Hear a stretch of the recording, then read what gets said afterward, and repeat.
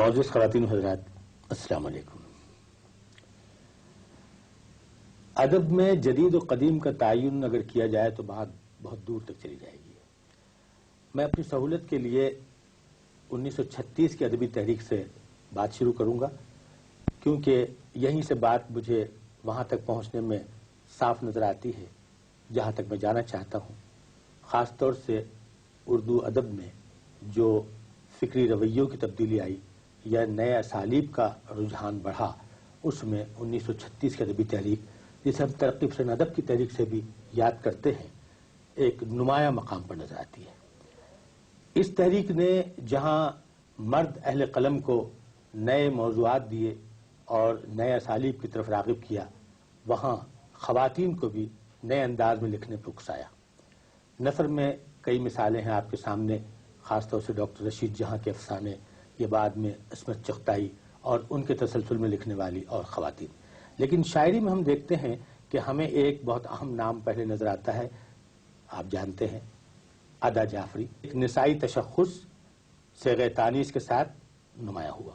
اس نسائی تشخص نے اور لب و لہجے کے نئے انداز نے کچھ اور روپ دھارے، جس میں مثال کے طور پر ہمارے ہاں پاکستان میں کشور ناہید کا نام بہت اہم نام ہے، اور فہمی دریاس کا نام دوسرا اہم نام ہے۔ تیسرا سب سے اہم اور میرے خیال میں بڑا نام، بڑا اس لیے کہہ رہا ہوں کہ اردو شاعری اور بالخصوص شاعرات کے تسلسل میں بلا شبہ جو نام اس وقت میرے سامنے ہے، اس کی ایک اپنی اہمیت اور ایک انفرادیت، اور وہ نام ہے پروین شاکر کا۔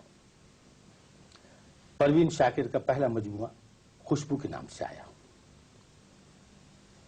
پروین شاکر کے بارے میں مجھ سے زیادہ آپ جانتے ہیں، بلا شبہ وہ ہمارے عہد کی بہت اچھی لکھنے والی ہیں۔ ان کی شاعری کے جو مجموعے سامنے آئے ہیں، خوشبو کے بعد صدبرگ اور پھر خود کلامی، اور اب ایک نیا مجموعہ آ رہا ہے ماہ نیم شب، 4 مجموعے جس شاعرہ نے دیے وہ بلا شبہ اپنے عہد کی ایک اہم شاعرہ ہو سکتی ہے۔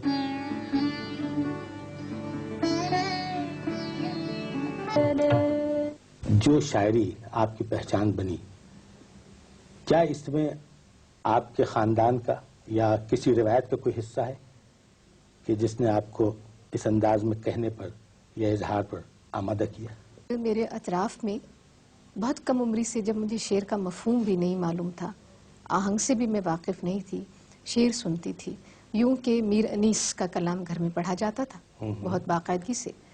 تو شعور سنبھالنے سے پہلے میں یہ جان گئی تھی کہ کوئی چیز ہے جو آہنگ ہوتی ہے، اس میں ایک موسیقی ہوتی ہے جو مجھے متاثر کرتی تھی، اور یہ اندازہ ہوتا تھا کہ کچھ لفظ ہیں جو ایک دوسرے سے جب ملتے ہیں اور بار بار ملتے ہیں تو ان کی ایک میوزک اس میں پیدا ہوتی، وہ مجھے اچھی لگتی تھی۔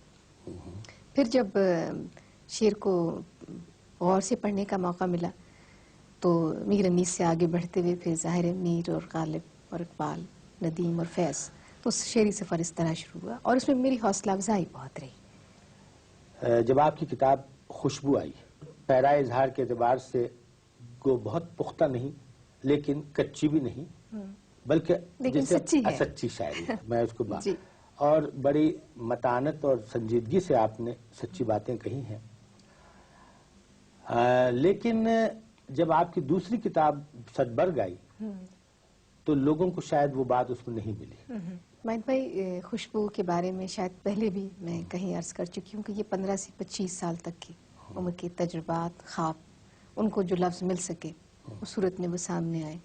اس کے بعد اس وقت تک آپ کو دنیا ایک گلابی سا حالہ لگتی ہے، بالکل، لیکن جب آپ عملی زندگی میں داخل ہوتے ہیں تو بہت سے آپ کے واہمے التباس وہ ختم ہوتے ہیں، کچھ اور ان کے ایک چہرے کے پیچھے بہت سے چہرے، آپ کا اپنا شعر ہے، نظر آتا ہے۔ اس کے علاوہ جو زندگی کا جو تلخ حصہ ہے جس کو آپ نے اب تک چکھا نہیں، وہ بھی آپ کے ذائقے کا حصہ بنتا ہے، اور اگر آپ اس طرح ری ایکٹ نہ کریں، میں خیال اپنے آپ کے ساتھ بھی بددیانتی ہوگی۔ پھر یہ کہ جس آب و ہوا، جس سیاسی موسم میں میں نے وہ زمانہ گزارا، ہمارے ہاں آپ بھی جانتے ہیں کہ وہ کیسا تلخ اور سیاہ زمانہ تھا۔ میں بھی اسی معاشرے میں سانس لیتی ہوں. تو میں نے جس طرح چیزوں کو محسوس کیا، تو پھر جب آپ کا تجربہ بدلتا ہے تو لفظیات بھی بدلتی ہیں، آپ کا اظہار بھی مختلف ہو جاتا ہے. یہ ہوتا ہے. تو بجائے اس کے کہ میں نے بعض جگہ بعض نظموں میں آپ نے شاید دیکھا ہو کہ میں نے عملی کوشش کی، خاص طور پہ شعوری کوشش جس کو کہتے ہیں، کہ ان میں نرمی نہ رہے. اگر یہ تجربہ اتنا بٹر ہے تو اس کی تلخی پورے طور پر کنوے ہو. میں نے کوشش کی ہے. تو وہ لوگ جو ابھی تک مجھے ٹین ایجز میں دیکھنا چاہتے تھے، میں بھی بڑی خوش ہوں اس بات سے کہ وہ مجھے ہو مائنڈس کہ وہ ٹین ایج کا نہ لگے. لیکن دیکھیں بچہ جب بولنا شروع کرتا ہے تو تتلاتا ہے اور بڑا اچھا لگتا ہے. لیکن اگر وہ 5-6 برس کی عمر تک تتلاتا رہے تو یہ خوشی کا نہیں بلکہ تشویش کا مقام ہوتا ہے. بہت اچھی بات کہہ رہی ہیں آپ، ماشاءاللہ. تو میں نے کوشش کر کے میں اس گلابی دھندلکے سے میں نکلی. اس میں لوگوں کو افسوس تو ہوا، کچھ لوگ مجھ سے ناخوش بھی ہوئے، خاص طور پہ جو نوجوان نسل جو میرے ریڈرز تھے کہ جی اب خوشبو تو بہت خوبصورت ہے، اس میں تو بڑی تلخی. لیکن میرا خیال ہے یہ میرے شعری سفر میں یہ منزل آنی تھی اور میں یہاں سے گزر گئی. میں اب ان ٹین ایجرز کو آپ کی وہ غزل یا نظم سنوانا چاہتا ہوں کہ جو آپ نے صدبرگ میں کہی. اگر کوئی غزل ہو تو میرا خیال ہے زیادہ بہتر ہے. صدبرگ بھی خاصی پرانی ہو گئی ہے، تو اگر آپ اجازت دیں تو میں کوئی تازہ غزل سنا. تازہ سنوا دیں. یہ میں نے ایک غزل لکھی میں نے کہ باب حیرت سے مجھے اذن سفر ہونے کو ہے. واہ. باب حیرت سے مجھے اذن سفر ہونے کو ہے، تہنیت اے دل کہ اب دیوار در کیا کہنے. سبحان ہونے کو اللہ، ہے. سبحان اللہ. تہنیت اے دل کہ اب دیوار در ہونے کو ہے، کہ کھول دیں زنجیر در اور حوض کو خالی کرے. کھول دیں زنجیر در اور حوض کو خالی کریں، زندگی کے باغ میں اب سے پہر ہونے کو ہے. واہ. کہ موت کی آہٹ سنائی دے رہی ہے دل میں کیوں. موت کی آہٹ سنائی دے رہی ہے دل میں کیوں، کیا محبت سے بہت خالی یہ گھر ہونے کو ہے. واہ. کیا محبت سے بہت خالی یہ گھر ہونے کو ہے، کہ گرد راہ بن کر کوئی حاصل سفر کا ہو گیا. گرد راہ بن کر کوئی حاصل سفر کا ہو گیا، خاک میں مل کر کوئی لالو گہر ہونے کو ہے. کہ ایک چمک سی تو نظر آئی ہے اپنی خاک میں، ایک چمک سی تو نظر آئی ہے اپنی خاک میں، مجھ پہ بھی شاید توجہ کی نظر ہونے کو ہے. مجھ پہ بھی شاید توجہ کی نظر ہونے کو ہے، کہ گمشدہ بستی مسافر لوٹ کر آتے نہیں. گمشدہ بستی مسافر لوٹ کر آتے نہیں، معجزہ ایسا مگر بارے دگر ہونے کو ہے. کہ رونق بازار و محفل کم نہیں ہے آج بھی.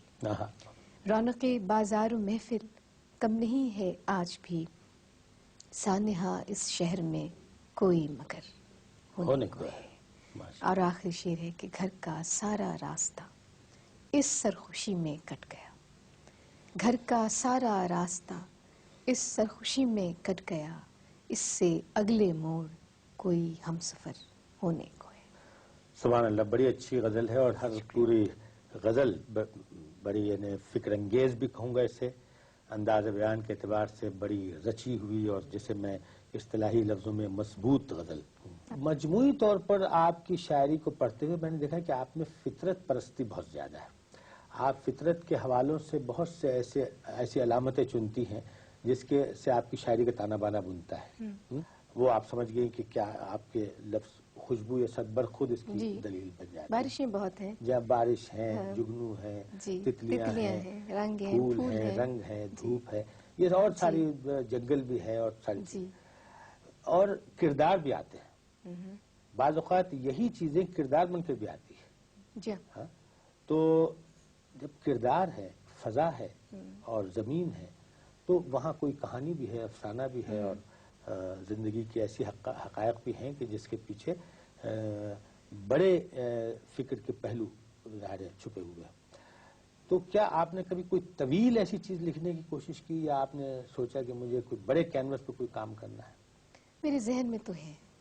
میں کربلا کے واقعے کو، حالانکہ اس کو میرے خیال میر انیس کے بعد لوگوں کی ہمت کمی پڑتی ہے، لیکن میرا جی چاہتا ہے کہ زندگی مجھے اتنی مہلت دے، اتنی فرصت دے کہ میں اس واقعے کو اپنے طور پہ لکھ سکوں. اب میری بھی خواہش ہے کہ آپ ایسے موضوع ضرور لکھیں، اس لیے کہ آپ کی غزلوں میں اور آپ کی مختلف نظموں میں اس کے حوالے آئے ہیں، بلکہ بعد میں ہماری تنقید کا اکثر موضوع یہ بنا، اور میرا خیال ہے شاید آپ کے ساتھ لکھنے والوں میں یا شاید آپ کے بعد کے لکھنے والوں نے بیشتر اس موضوع کو اپنایا. آپ کی بعض نظمیں آئیں اور اس کے بعد لوگوں نے لکھنا شروع کیا تو یہ ایک روایت سی بنی ہے.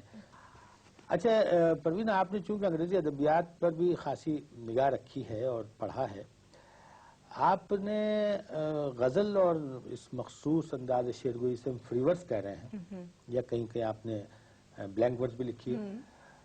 آپ نے کوئی اور بھی ایسے تجربے کیے ہیں اپنے طور پر کہ جس سے آج کل ہمارے یہاں ہائیکو کا رواج چل رہا ہے، یا ایک زمانے میں سونٹ لکھے گئے ہیں، یا اب پروز پوئم لکھی جا رہی ہے، نثری نظمیں؟